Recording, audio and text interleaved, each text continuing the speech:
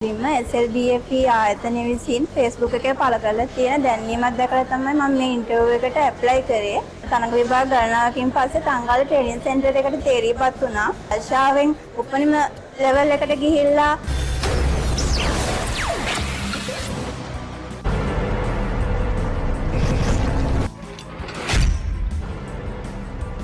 ජීවිතේ ජය ගන්න අපි මොනතරම් දේවල් කරනවද?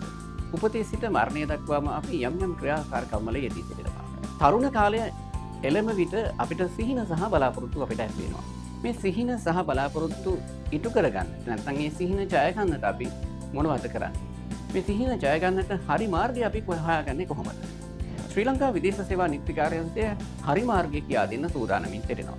ශ්‍රී ලංකා විදේශ සේවා නිත්‍ය කාර්යාංශය හරි මාර්ගය කියා දී ඉන් ජයගත්ත විශාල පිරිසක් ඉන්නවා. විශේෂයෙන් ශ්‍රී ලංකා විදේශ සේවා නිත්‍ය කාර්යාංශයේ Facebook page එක පරිශීලනය කරපු බොහෝ පිරිසක් අද ඒ මාර්ගයේ ජයගෙන ඉන්නවා. මේ පිළිබඳව කතාව.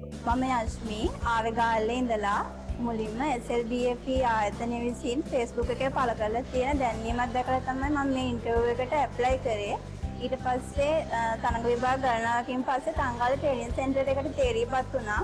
තංගාල ට්‍රේනින් සෙන්ටර් එකේ මාස 5ක කෝස් එකකින් පස්සේ ජපානයේ සාතු සේවිකා රැකියාවල් සඳහා යන්න අවස්ථාව හම්බුණා.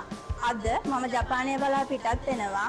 අඩුම වියදමකින් තමන්ගේ සිහින සැබෑ කරගෙන ජපානය වෙත යන්න බලන් ඉන්න ඔයාලට හොඳම ක්‍රමය අයන ජපාන් එක සහ ශ්‍රී ලංකා විදේශ සේවා නියුක්ති කාර්යාංශය එකතු වෙලා කරන මෙම වැඩපිළිවෙලට ඕගොල්ලොත් එකතු වෙන්න.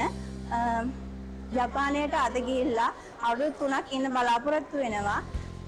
සාතු සේවිකා අංශයේ ඉහළම විභාගයක් තියෙනවා. ඒ විභාගය සම්පූර්ණ කරලා භාෂාවෙන් උපරිම ලෙවල් එකට ගිහිල්ලා ජපාන් භාෂාව ප්‍රවීණ වෙන තමයි බලාපොරොත්තුව.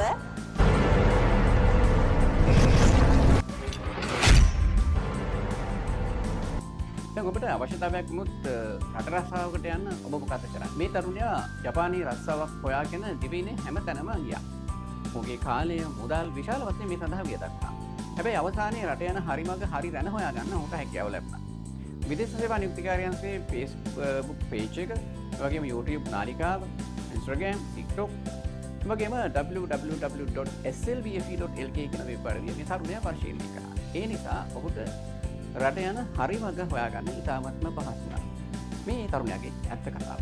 මගේ නම උෂාන්. මම එන්නේ අලුතරේ ඉඳන්. මගේ අරමුණ තිබ්බේ ජපාන් රට ගිහිල්ලා කන්ස්ට්‍රක්ෂන් ෆීල්ඩ් එකෙන් ඉදිකිරීම අංශය පැත්තෙන් ඉදිරියට යන්න. ඉතින් ගොඩක් තැන් වලට මම ගියා. ඒ කියන්නේ ප්‍රයිවට් පැත්තෙන් ගොඩක් තැන් වලට ගියා විදේශගත වෙන්න කියලා. නමුත් ඒ තැන් වලින් ගොඩක් කාලය ගත වෙන නිසා විදේශ සේවා නියුක්ති කාර්යාංශය සහ IM ජපාන් කියන ආයතනය මම තෝරගත්තා මගේ කාර්ය ඉටු කරගන්න. ඉතින් එතකොට තමයි මම තේරුම් ගත්තේ මේ විදේශ සේවා නියුක්ති කාර්යාංශයෙන් සහ IM ජපාන් ආයතනය සමග එකතු වුණාට පස්සේ මේ කාර්ය කරගන්න ඉතාමත් ලෙහෙසි සහ පහසුයි කියලා.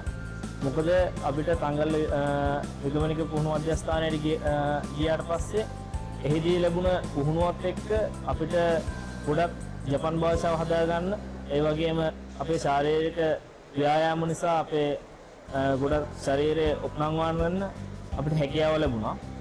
ඉතින් ඒ අතින් ගොඩක් පිටුවහලක් වුණා අපිට මේ ගමනට.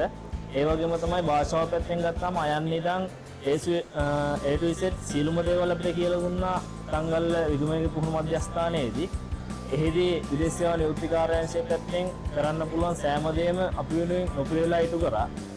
IM ජපාන් ආයතනයේ ගුරුවරු, ඒ වගේම භාෂා පරිවර්තක සෙන්සලා සියලුම දේවල් අපිට නිවැරදිව මඟ පෙන්වමින් දිවාරයන් ඔබලා වෙහෙස මහන්සියලා වැඩ කටයුතු කරා.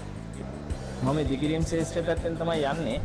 ඉතින් එහෙට ගිහිල්ලා මම බලාපොරොත්තු වෙන්නේ ජපානයේ තියෙන ලොකු දියුණුවත් එක්ක ඒ සියලුම දේවල් වලින් මට මනා දැනුමක් ලබාගෙන ඒ ගැන තියෙන සියලුම තාක්ෂණය දැනුම සම්භාරය අරගෙන අපේ ලංකාවට නැවත පැමිණිලා මගේම කියලා කන්ස්ට්‍රක්ෂන් පැත්තෙන් ඉදිකිරීම් ශාස්ත්‍රය පැත්තෙන් රැකියාවක් කරන්න තමයි මගේ බලාපොරොත්තුව තියෙන්නේ.